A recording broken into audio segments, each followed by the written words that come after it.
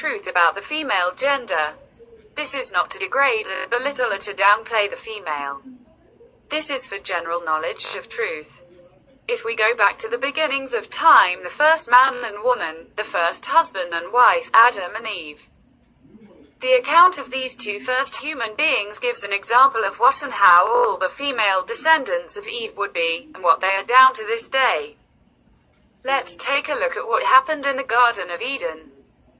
Eden was a perfect garden that provided everything Adam and Eve needed for a joyful, happy life, and they would live together forever and never die. It was a total paradise. They were to mate and produce offspring in this total paradise.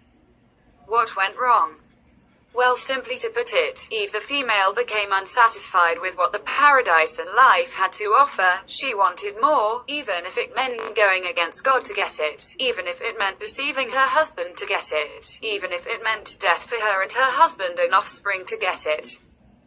She was never gonna be satisfied until she could touch the untouchable, until she could get a hold on what she couldn't have. In today's world, are women any different than how Eve was? No, not at all. All women in a sense have the same longing to touch the untouchable, to get more and more, even when you've received everything you could ever need. A very simple example is a husband out on a date to the movies with his wife. In the popcorn line, the husband has to leave to go to the restroom. Soon as he leaves, his wife's eyes start to wander. She notices a guy more pleasing to the eye than her husband.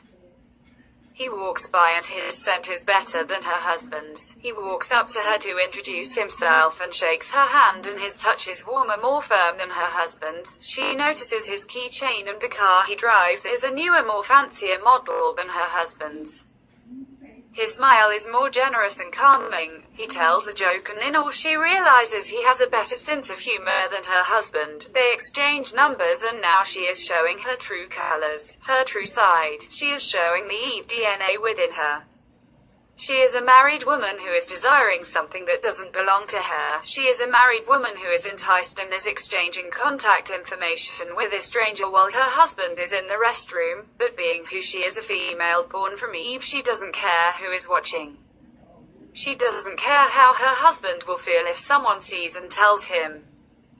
She only cares that she gets what she is longing for, no matter the cost. Even telling the guy she met that she was with a boyfriend and she is not married, she is deceptive and deceiving. She wants to touch the untouchable, knowing it will cost, but forgetting she has everything she needs. To be continued. The 12th of December, the 17 update.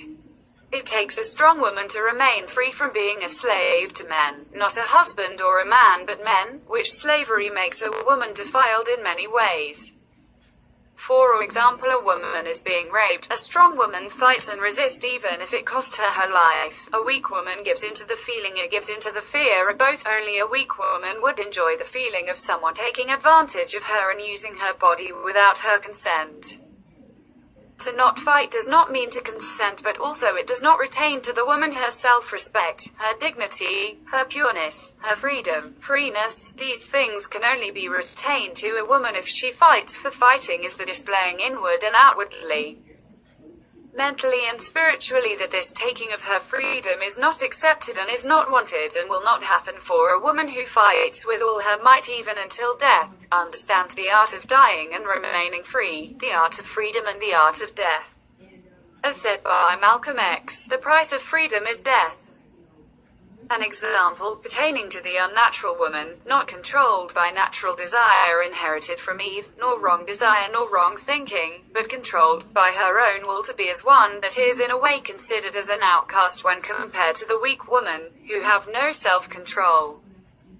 For the purpose of deeper understanding, the weaker women can be compared to the female lioness who is instinctive by nature, natural, who allows her mate to die in battle with one invading the prized territory, and then allows the intruder, once killing her mate, to slaughter her children, and even afterwards allowing the intruder to mate with her. This is in opposition to the unnatural woman, for she dies in battle with her mate, for the sanctity of loyalty to be firmly established, and sanctity of the bloodline to be firmly established even with bloodshed.